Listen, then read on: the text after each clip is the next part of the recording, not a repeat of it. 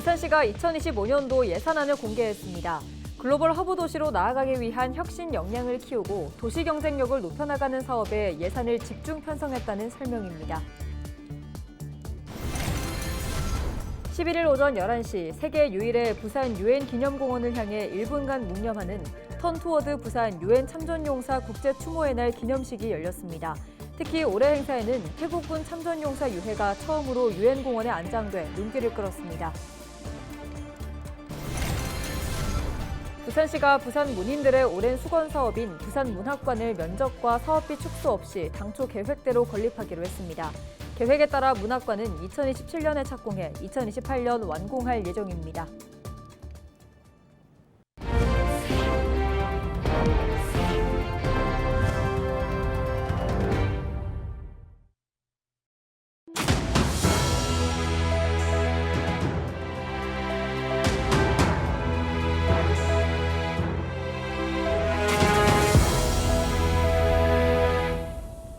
시청자 여러분 안녕하십니까? 헬로티비 부산 뉴스입니다.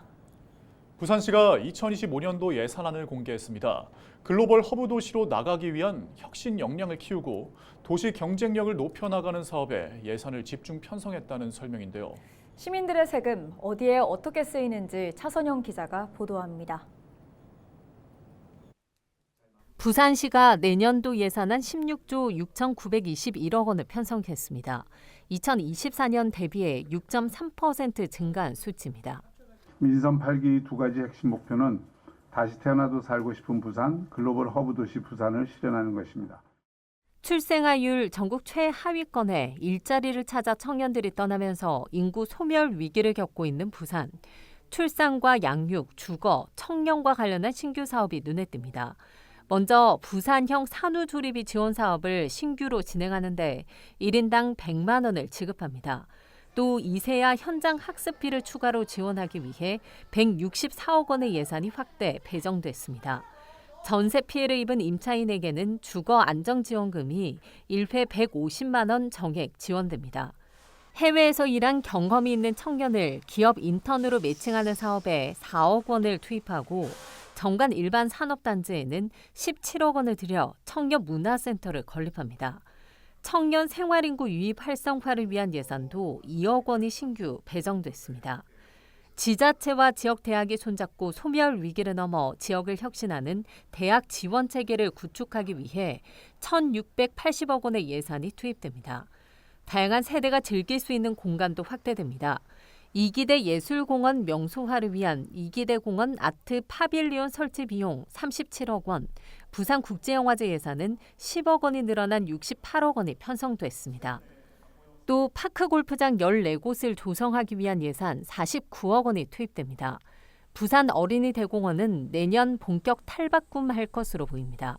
실감형 스마트 사파리 등을 조성하기 위해 70억 원이 신규로 편성돼 문화와 배움, 힐링이 가능한 생활 공간으로 조성됩니다. 맥도 생태공원 습지 복원 사업에 20억 원, 장산 생태통로 조성에도 18억 원을 편성했습니다. 수요 응답형 교통체계인 타바라의 운영 확대도 눈길을 끕니다. 올해 기장군 일대에서 시범 운영됐던 사업이 확대되는 건데 기존 5대에서 18대 버스가 내년부터 기장과 함께 강서 지역까지 운행합니다. 소멸 위기를 넘어 글로벌 허브 도시로의 도약을 준비하고 있는 부산시. 후반기 2년에 부산시정이 시험대에 올랐습니다. 헬로티비 뉴스 차선영입니다. 부산시 교육청이 올해보다 872억 원 증가한 5조 3,351억 원 규모의 2025년도 부산광역시 교육비 특별회계 예산안을 부산시의회에 제출했습니다. 시교육청은 기초학력 보장과 학력 증진을 위한 맞춤형 학습 지원에 399억 원을 투입하고 인성교육 실현을 위해 아침 체인지 사업에 49억 원, 각종 체육활동과 문화예술교육, 대안교육, 독서교육 등에 557억 원을 편성했습니다. 또 디지털 역량을 갖춘 미래인재 육성 등 인재 양성을 위해 771억 원, 교육복지와 공정한 교육 기회를 제공하기 위해 4,006억 원을 편성했다고 밝혔습니다. 이외에 어린이 보호구역 개선에 49억 원, 통학안전지원 52억 원과 급식실 근무자의 건강과 안전을 위해 1,064억 원의 예산을 투입할 예정입니다. 14일 치러지는 2025학년도 대학 수학능력시험 문제지와 답안지가 11일 부산에 도착했습니다. 부산시 교육청은 이날 수능 문답지를 모 중학교에 보관한 뒤 수능 당일인 14일 새벽 시험장으로 이송할 예정입니다. 수능 전날인 13일 오전 10시에는 수험생 예비 소집이 진행되며 수험생들은 수험표를 받고 시험 유의사항 등 각종 안내사항을 전달받게 됩니다. 부산에선 58개 시험장에서 27,356명의 수험생이 응시할 예정입니다. 오는 14일 대학 수학능력 시험이 치러지는 가운데 올해 수능 한파는 없을 것으로 예상됐습니다. 기상청은 수능일을 전후해 고기압의 영향으로 대체로 맑겠고 기온도 평년보다 4에서 8도 높을 것으로 전망했습니다. 또 수능 당일에는 북쪽을 지나는 기압골의 영향을 받아 대체로 흐린 가운데 오후에는 북서쪽 지역부터 비가 시작돼 밤에 전국으로 확대될 것으로 내다봤습니다. 11월 11일 오전 11시 22개국 한국전쟁 유엔 전몰 용사들이 묻혀있는 세계 유일의 부산 유엔 기념공원을 향해 1분간 묵념을 하는 턴투어드 부산 유엔 참전용사 국제 추모의 날 기념식이 열렸습니다. 올해 행사에는 특히 태국군 참전용사 유해가 처음으로 유엔 공원에 안장돼 눈길을 끌었습니다. 영상으로 함께 하시죠.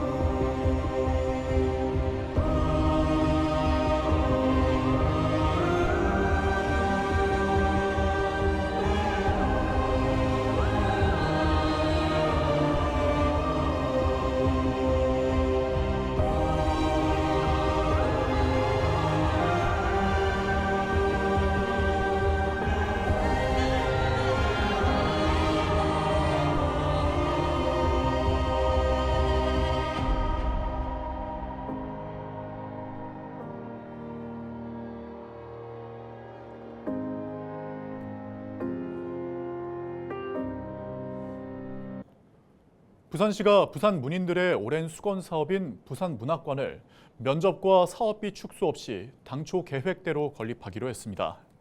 부산문학관 건립 부지는 지난해 11월 문학관 건립추진위원회에서 금정구 만남의 광장으로 최종 의결됐습니다.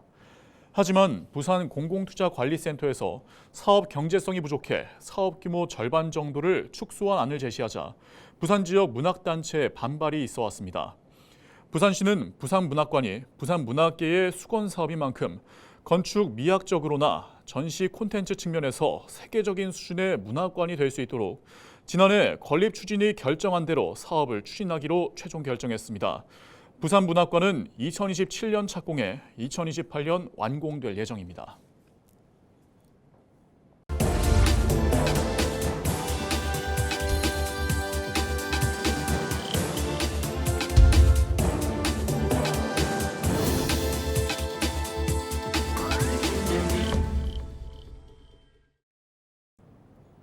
케이블 TV 공동기획 지역을 살려라 시간입니다. 수도권의 대표적 인구 감소 지역인 연천군이 주목한 건 바로 생활인구입니다. 국도 3호선과 전철 1호선 등 지난해 개통한 교통망과 지역의 관광 자원을 활용하겠다는 건데요. 올해 초부터 발급한 디지털 관광 주민증이 한 몫을 해내고 있습니다. 딜라이브 권석화 기자의 보도입니다.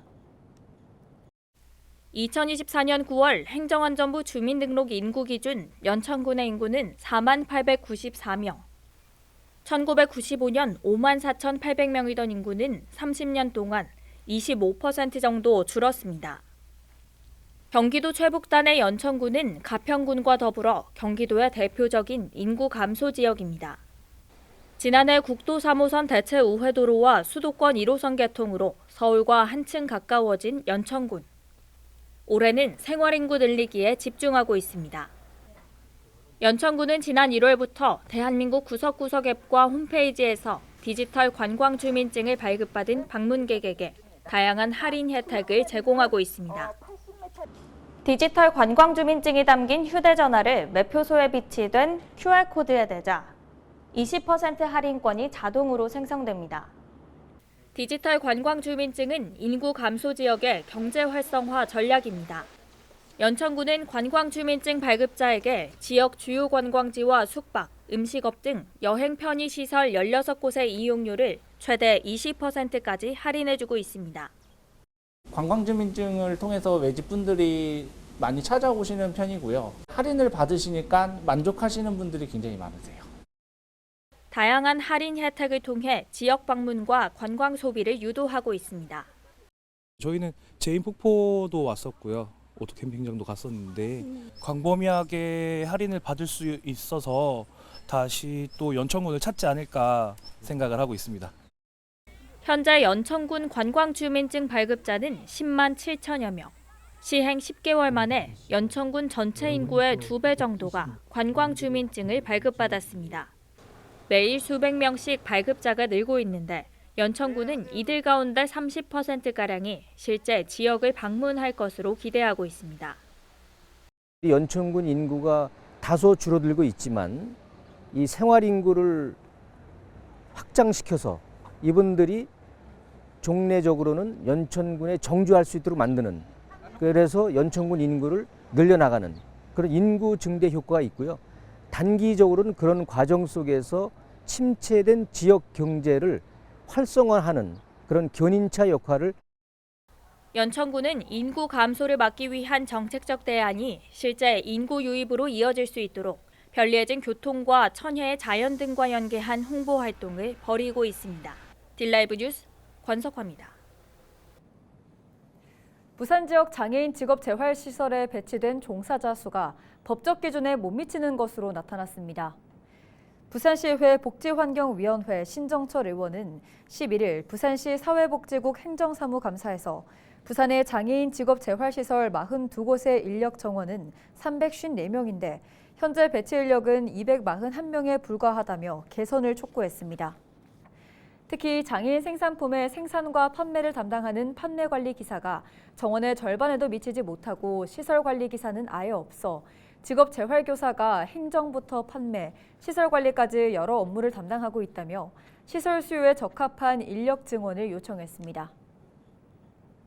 지난 주말인 9일 경남 도내 대학생들이 단감농가에서 농촌 일손 돕기를 펼쳤습니다.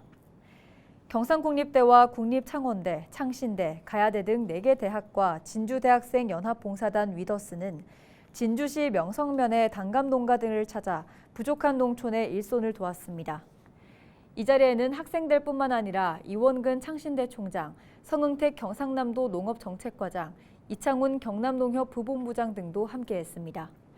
대학생 농촌 일손 돕기는 경상남도의 대학생 농촌인력 지원 사업과 도농상생 국민운동본부의 도농상생 대학생 농촌 일손 돕기 활성화 사업과 연계되어 열립니다. 지난해 1000여 명이 넘는 대학생들이 함께했고 올해도 지난달 말까지 900여 명이 참여했습니다. 지난달 22일 준공한 거창 산림 레포츠파크가 정식 개장에 앞서 국민들을 대상으로 시범 운영에 들어갑니다. 숙박시설 예약은 공정한 이용을 위해 추천 방식으로 진행되며 숲나들이 누리집 또는 휴대전화 앱을 통해 신청 가능합니다. 사용료는 시범 운영 기간 50%를 감면해 적용됩니다. 거창 산림 레포츠파크는 트리탑과 손전망대, 집코스터, 로프 체험시설 등을 갖추고 있으며 내년 봄 정식 개장을 목표로 하고 있습니다. 이상으로 뉴스를 마칩니다. 함께해 주신 여러분 고맙습니다.